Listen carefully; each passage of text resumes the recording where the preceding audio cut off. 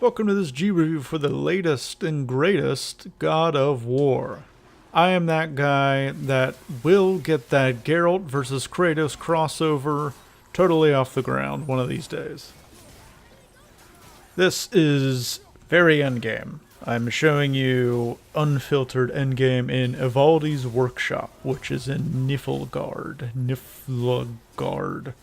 one of the Nine Realms. I have the grunting, yelling, arrow shooting boy running right behind me. So this Ivaldi's area it's interesting actually. It's a little bit of a challenge area. You have these mist echoes that you're trying to collect against very high level enemies. I'll be cycling through all of the different weapons available in the game, so up front, there are spoilers. You don't want to see it, don't bother, because I don't show any early game in this one. Like I said, this is my favorite God of War. Easily my favorite God of War. It's not just splendor anymore. There's actual substance. Kratos has feeling that wavers. It's not just anger all the damn time. The father and son dynamic they work on in this game, it's unlike any other. I can't even think of too many other examples that tackle father and son, but it's one of the best relationships that you'll find in gaming. I'm thinking back to like Booker and Elizabeth in BioShock Infinite. There was some of that. You could definitely feel it. Or Joel and Ellie in Last of Us. You can feel that bond beginning to blossom, and then that faithful choice where they have to do what they can to protect them. But this is just different. This feels ingrained. This has subtlety and quiet moments. This has growth. This has regression. Santa Monica blew this relationship just out of the park. The combat is much slower, much more deliberate, much more dodge heavy, much more block heavy, much more ability heavy, and I love every word I just said. I've seen a few reviews compare it to Dark Souls, and I don't. It's the usual comparison to Dark Souls, just not apt. It is slower. You do have to find your openings. Until you get to kind of this level, you go to level 8. That's the maximum. Once you get to level 8, you're gonna steamroll 99.9% of everything. The werewolves that you just saw are the exception. This Ivaldi's workshop is randomized to a certain extent. And as such, you can sometimes get werewolves, sometimes get frost creatures, sometimes get the flying enemies. Sorry, I don't recall all the names of the enemies.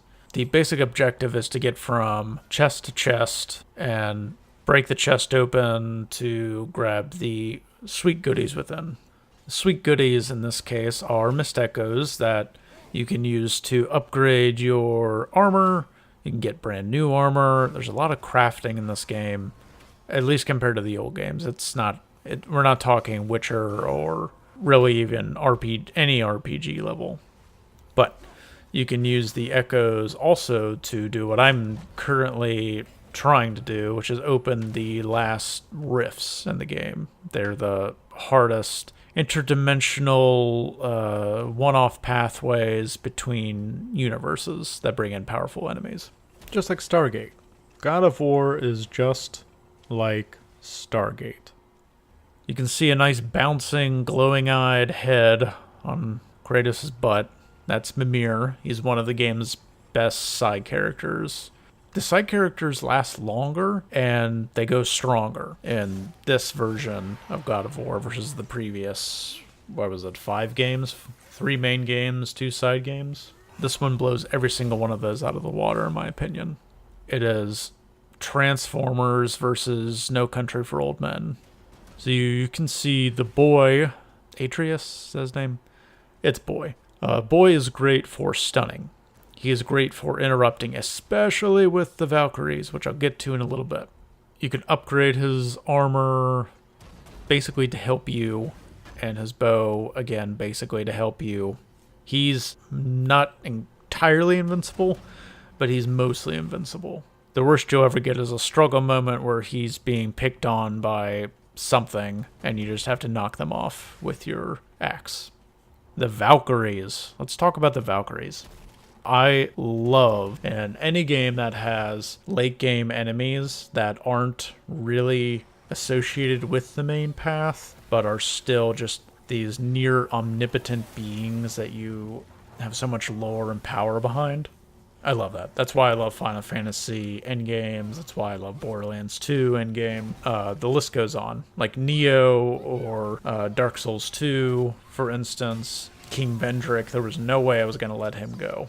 The Valkyries are pretty difficult, even at level 8. I am at the head Valkyrie right now, and she is kicking my ass. But it's fine, because it gives you something to go for late game. Like, that's what this game has that the other 3 didn't have, is a shelf life. It has found the secret formula to having a shelf life in a single-player experience with absolutely no online interaction.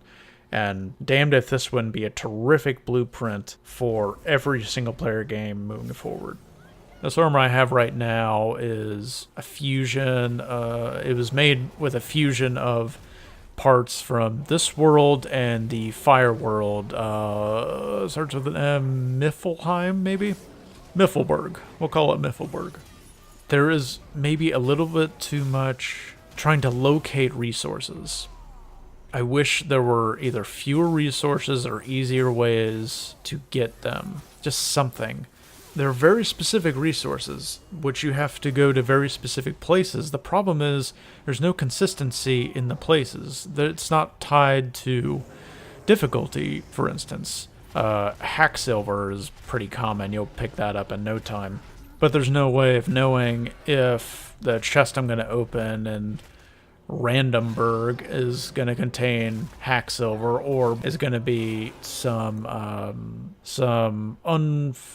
unfiltered mist dust, which is a high level item and needed, whereas Hacksilver, I could burn it. That's about the most valuable thing it can offer me right now. I could talk more and more about this game. It's got a beautiful world. The bosses are disappointing. They are missing some of that sizzle, and frankly some of the steak, with some repeated enemy types far too often and with way too much build-up. It's still a 9 out of 10 for me, with very close 10 out of 10 potential. The problem is my main issues aren't something you can patch out. That doesn't mean some late game DLC or some other surprises might not pop in and just boost me right back up.